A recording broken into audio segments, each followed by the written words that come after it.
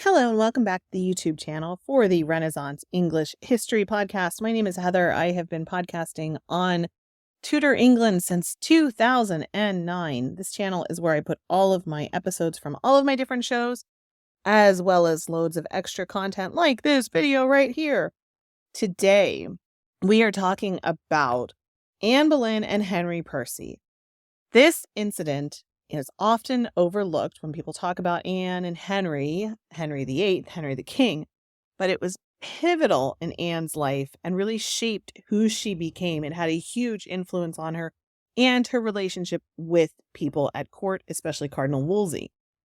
So, in the intricate tapestry of Tudor England, threads of ambition, power, and forbidden love intertwine to shape the course of history, and two such threads belong to Anne Boleyn and Henry Percy, whose clandestine love affair, before she was with Henry VIII, of course, still sparks the imagination of historians and enthusiasts.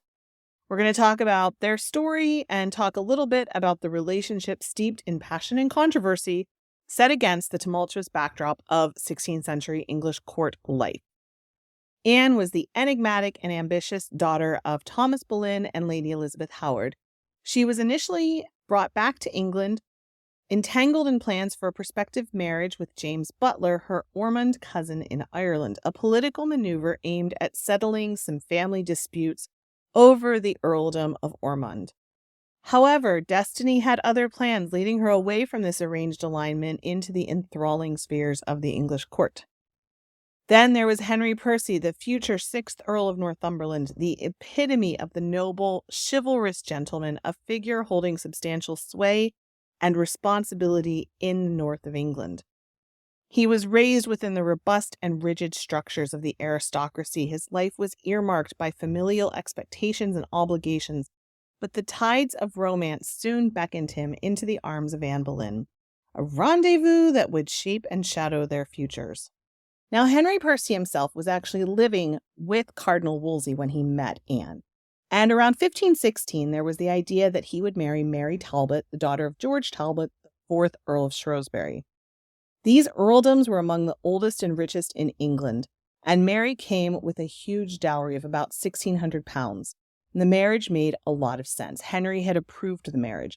But Henry Percy met Anne Boleyn when he was still living in Wolsey's household, and that's when he formed his relationship with her. According to George Cavendish, the chronicler who also worked for Wolsey, Henry Percy took advantage when Wolsey was away, saying Lord Percy would then resort for his pastime into the Queen's maidens, being at the last more conversant with Mistress Anne Boleyn than with any other, so that there grew such a secret love between them that at length they were insured together, intending to marry. Now, of course, Anne Boleyn was not an heiress, and her brother George was set to inherit any wealth that her father had, which wasn't a lot, especially compared to the Earl of Shrewsbury. This was a forbidden affair.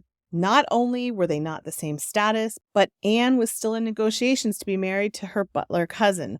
So the affair between Anne and Henry Percy unfolded in the intricate tapestry of Tudor politics and passions, serving as a prelude to the seismic events that would follow, which would shake the foundations of English monarchy and religion. The blossoming of love between Anne and Henry Percy found itself in the crushing grasp of Cardinal Wolsey.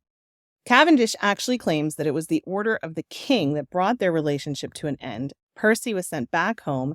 Anne Boleyn was expelled from court. She was so angry that she smoked red hot with rage, according to Cavendish, and she also vowed her revenge against Wolsey.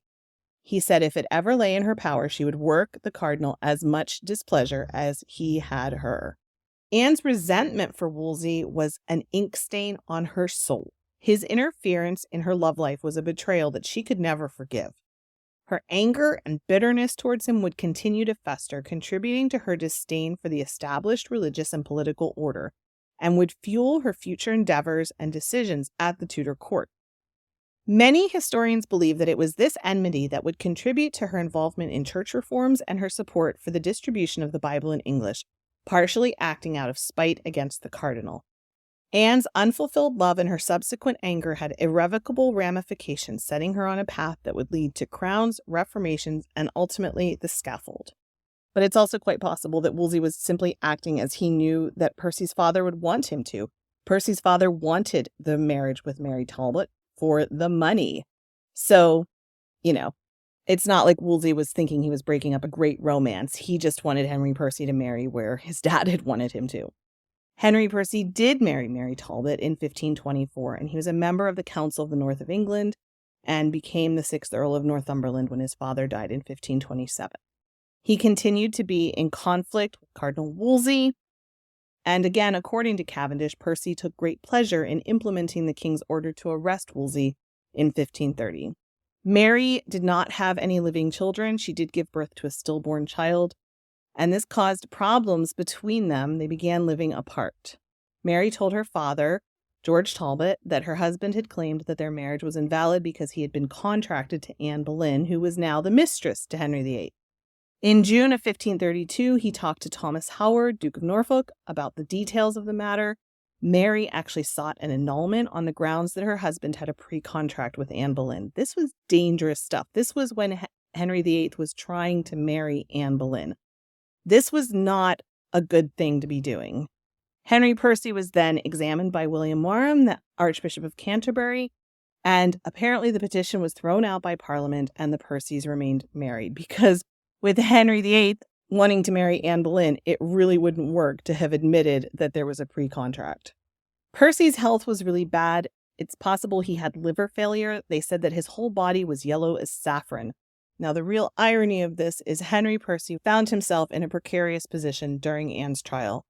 The man who once pledged his love to Anne was now among the peers summoned to sit in judgment at her trial.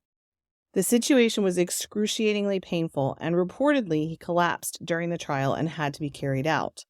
He did not have the chance to cast a vote on Anne's fate, but the outcome was inevitable. The jury was under immense pressure, and Anne and her alleged lovers were condemned to death. In 1537, during the Pilgrimage of Grace, his mother and his brothers were actually very sympathetic to the rebels, and Henry Percy claimed that his health had prevented him from taking military action against the rebellion. This wasn't good. Part of his job up in the north was to help protect the north for the kingdom. So when he wasn't able to suppress the rebellion, this didn't look good on him. Robert Aske and his men came to try to get his support. He refused, and then he was warned that his life was in danger. And he replied, he did not care, he should die but once. Let them strike off his head, whereby they should rid him of much pain, ever saying he would be dead. Henry Percy himself died in June of 1537, so he did not have long to live after everything fell apart with Anne Boleyn.